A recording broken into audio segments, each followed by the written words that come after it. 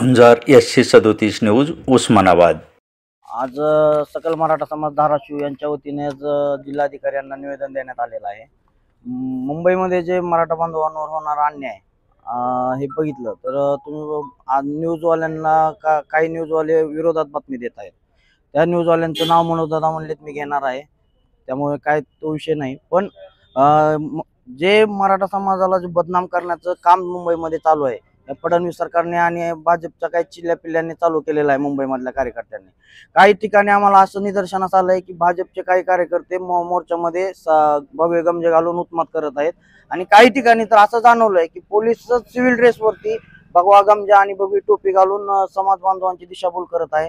यांना नेमकं करायचंय काय की मराठा समाजाच्या आंदोलनामध्ये मिक्स होऊन आंदोलन उग्र करायचंय की काय? आणि जर तसं झालं तर हे फडणवीस सरकारला झेपणार नाही। आणि राहिला विषय, येणारे 2 दिवस आम्ही वाट बघू आणि मुंबईमध्ये जाणारं दूध भाजीपाला सगळं बंद करू आणि धाराशिव जिल्हा बेमुदत बंदचं आव्हान आम्ही येणाऱ्या 2 दिवसात करणार आहोत। संघर्ष योद्धा मनोजदादा जरांगे पाटील यांचा आज 5वा दिवस उपोषणाचा आहे। कालपासून त्यांनी पाणीही सोडलेलं आहे। सरकार मायबापाने आमच्या त्या मनोजदादांच्या मागण्याचा एकदम मान्यता द्यावी त्यांना, आणि ते आंदोलन लवकरात लवकर सोडावं। कालपासून त्यांनी पाणीही सोडलेलं आहे। त्या ठिकाणी जी गैरसोय होत आहे, आमचे जे साहित्य आहे, अन्न पाण्याचे जे गाड्या जाणार आहेत, त्या गाड्यांना त्यांनी अटकाव करू नये।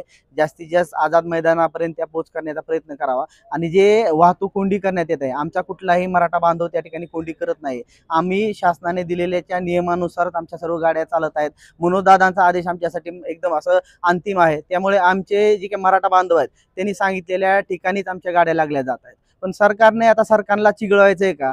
या ठिकाणी काय करायचंय? सरकारच आमच्यामध्ये काही माणसं पाठवून काही ठिकाणी गाड्या अडवण्याचा प्रयत्न करत आहे। आम्ही मनोजदादांच्या आदेशानुसार नियमानुसार त्या ठिकाणी आंदोलन करतोय, पण आमच्या आंदोलनाची दखल नाही घेतल्यास, मनोजदादाच्या तब्येतीला काय झाल्यास या ठिकाणी आम्ही धाराशिवकर या ठिकाणी मोठ्या प्रमाणात तीव्र असं आंदोलन करू। गमजेचं काय आम्हाला सांगण्यात आलेलं आहे की गमजे घातलेल्या सर्वांना उचलण्यात येईल।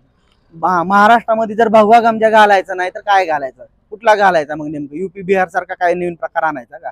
गमजे घालायला अडवणूक करणं म्हणजे ही आमची गळचीप आहे।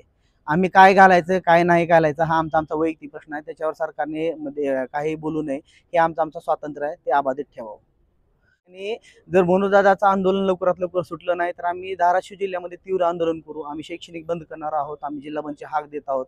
आम्ही जर तिथल्या मागण्या मंजूर झाल्या नाहीत तर आम्ही मुंबईमध्ये जाणारा जो दूध आहे, भाजीपाला आहे, ते सुद्धा आम्ही बंद करायचा प्रयत्न करू। आमच्या जर तिथं बांधवाची जर हेळसाळ झाली, आमच्या जर आंदोलनामध्ये जर तिथं काय करायचा प्रयत्न केला तर आम्ही या ठिकाणी संपूर्ण महाराष्ट्रभर आंदोलन करण्याचा प्रयत्न करू। जिल्हा बंद केव्हा करणार आहे त्याचे काही नाही, आम्ही प्रशासनाला आम्ही तसं दिलेलं आहे।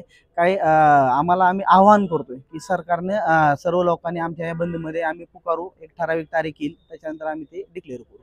कारण काय की आम्हाला लोकांची गैरसोय ही महत्त्वाची नाही, पण त्या आंदोलनाकडे त्याच्यानंतर आता जिल्ह्यामध्ये जे काही शासकीय राजकीय पक्षाचे जे कार्यक्रम आहेत, तर या जिल्ह्यामध्ये जोपर्यंत मराठ्यांचा आरक्षणाचा प्रश्न मिटत नाही, आम्ही आवर्जून सांगतो की जोपर्यंत मराठा आरक्षणाचा प्रश्न मिटत नाही तोपर्यंत या जिल्ह्यामध्ये, धाराशिव जिल्ह्यामध्ये एकाही राजकीय पक्षाचा कुठलाही कार्यक्रम मराठा समाज करू देणार नाही। जर होत असेल तर तो उधळून देण्यात येईल।